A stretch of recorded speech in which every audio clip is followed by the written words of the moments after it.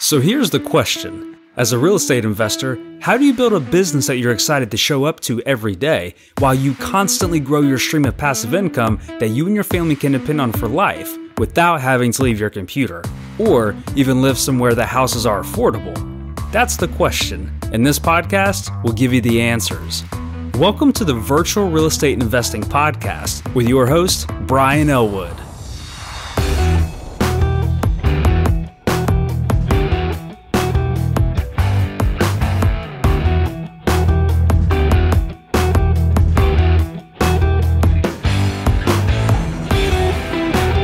What's up, guys? Welcome back to another episode.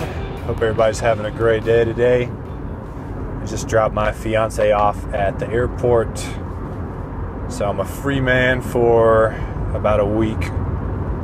It's time to get some work done. Driving back to Denver right now. Denver's weird. The airport is like 40 minutes away from the city, and there's all these conspiracy theories about how the government has a bomb shelter under the airport and all this stuff. It's pretty funny. But the view is awesome. Driving back, you get to see the Rockies really clearly in the distance as you go down 70 west. If you haven't been out here, I definitely recommend coming. It's a good life out here and kind of a good vibe. Everyone seems pretty happy. It's definitely worth visiting. I think the Rockies are the most, natural beauty out of anything I've seen in the U.S.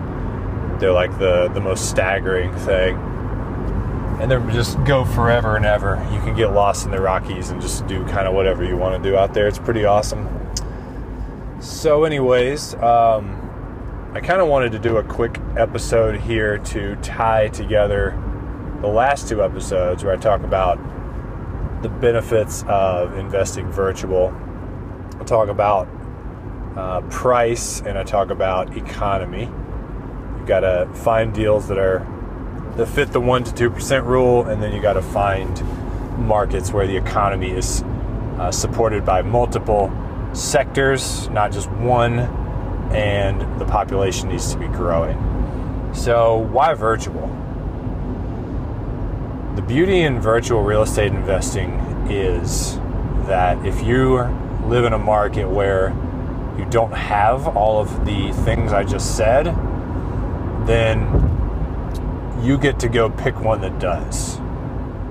So instead of staying local and trying to force your market to work, instead you get to go out there and sort of have the entire country or world even as your playground, and you get to pick the market that's going to work best for you based upon your numbers and your criteria. So that should be really good news for you guys, because I know a lot of you listening to this are sitting there saying, I live in a market where the prices are too high or population isn't growing or whatever, but I want to be a real estate investor. What do I do? And this is the solution. If you learn to invest in markets that aren't where you live, that's all the virtual real estate investing is. It's just buying houses far away from you that you can't just easily drive to. Then the whole country basically becomes your playground. So the moral of the story is that basically local investing is limited and virtual investing is limitless. Think about that. Think about what you could accomplish with the entire country as your playground. If you did research, it's almost like, if you're only buying real estate in your own backyard just because you're stuck in the old mindset where you think you have to drive by everything that you own, it'd be like, only being able to choose between maybe 3 different stocks in the stock market, or one stock even, which wouldn't be smart, right? Like, if you could only buy one stock as you're investing, attack, and a lot of the times that stock wouldn't make sense to buy. So would you still buy it? Of course, in the stock world, that's not the case. There's probably hundreds of thousands of stocks that are for sale. So you kind of get to choose. You get to look at all of them and choose the one that's the best one in your opinion. And that's sort of like what virtual real estate investing is. If you're open to it, you get to look at all the cities, and you don't need to feel all overwhelmed. There's a lot of research that's already been done. You can kind of narrow it down to about 10 or 15 cities pretty easily, because not a lot of cities have cheap real estate and nice growing economies and population. It's not like super common. Most of the towns in America are small towns, rural towns, and you're going to rule all those out almost immediately. You'll rule out a lot of the big cities too, at least like in the city center. More in the outskirts might work. And so basically the other main limitation that you have, if you're open to this, if you're saying, you know what, I'm going to take Brian's advice, I'm going to pick a market. I'm going to go invest in Cincinnati, Ohio, which is a good market. The next step would be to start to dig into Cincinnati. And you got to learn, you need to get on the phone with a realtor and kind of be looking at a map together. Start to circle some of the neighborhoods where values are increasing, but the houses are still affordable. Areas that are gentrifying, super powerful strategy to buy in those areas. And get your zip codes, that you want to focus on. And really all you got to do is talk to realtors. They'll, give you decades of knowledge in a short phone call. And then all of a sudden you're starting to feel more empowered and informed and like you can actually make this work. Then you got to build your team there in Cincinnati.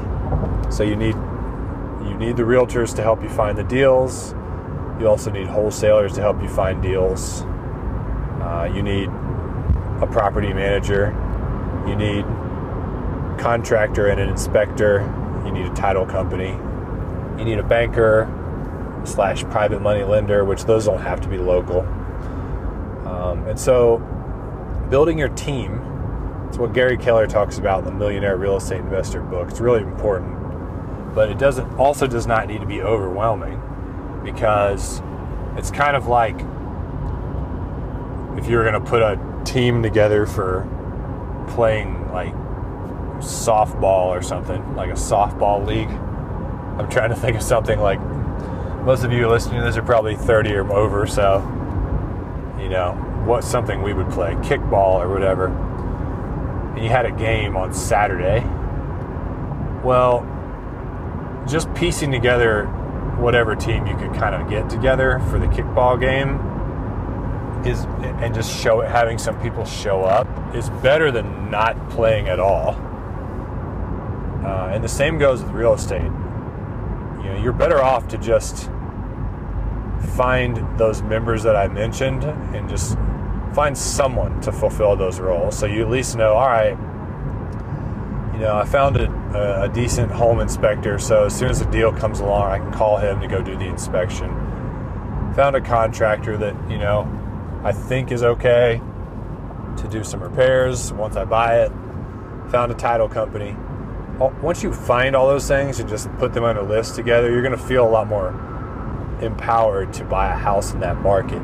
And then as you continue to learn more about that market, meet more people, buy more properties, get introduced to more people, make connections, you're going to meet better members of your team than what you currently have. And all you do is you replace the old team member with the new one.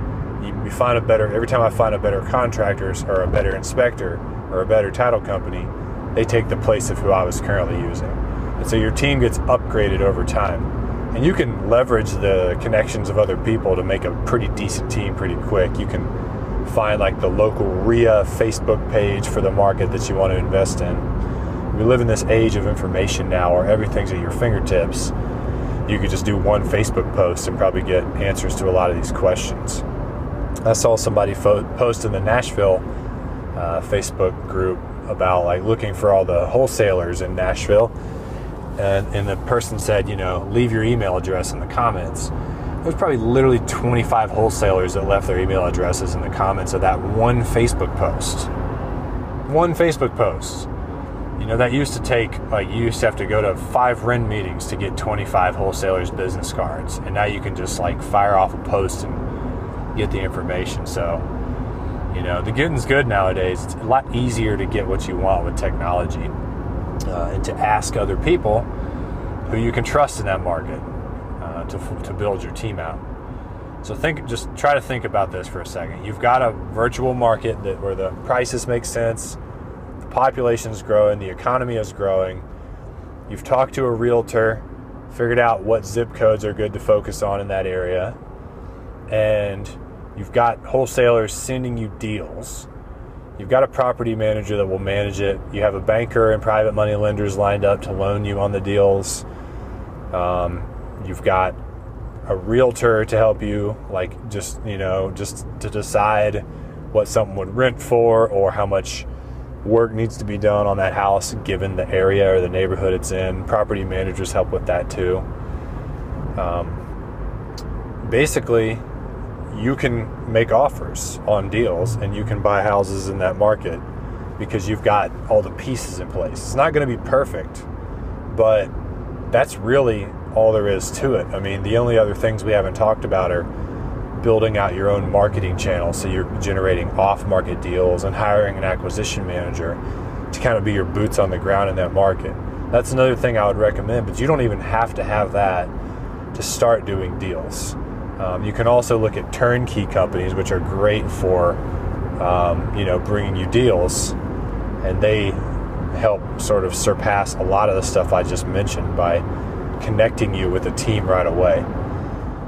So I guess the moral of the story here is that even if you live in a market where the prices are okay and the economy's okay, it's unlikely that you happen to live in the best market for real estate investing.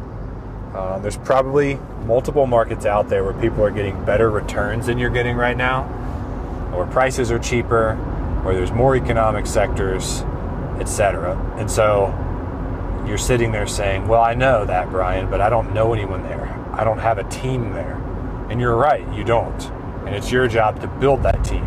Because once you do, and you do your first deal there, every other deal after that gets so easy because you plug it all into the same team, the same system. And the whole process is repeatable once you do it the first time. And that's the beauty of it, guys. So really think about picking a virtual market to invest in. If you can invest in your own backyard, even if you can, it's really great practice to buy deals that are far away from you that you can't drive to.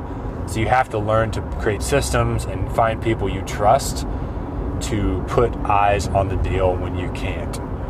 Thank you guys for listening, and just remember, you are a dozen houses away from your financial freedom and your personal freedom. I'll see you on the next episode. Peace. Want more? Get your free copy of Brian's book that is changing real estate businesses everywhere. Just go to www.fireyourself.net.